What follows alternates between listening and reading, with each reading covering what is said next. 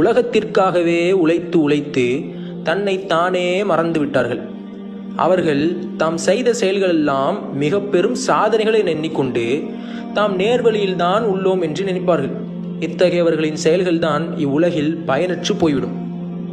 ஆகவே இவ்வாறே காலம் சென்றதன் விளைவு என்னவென்று தெரியுமா?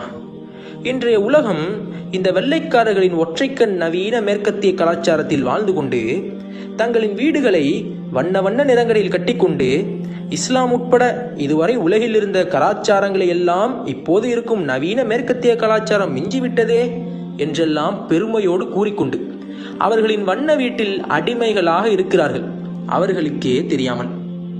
மேலும் மேற்கத்திய கலாச்சாரத்தில் வாழும் நவீன காலத்து அடிமைகள் தங்களை முன்னேறியவர்கள் என்று எண்ணிக்கொண்டு முஸ்லிம் கிராமங்களை எல்லாம் ஏளனமாக பார்க்கிறார்கள்.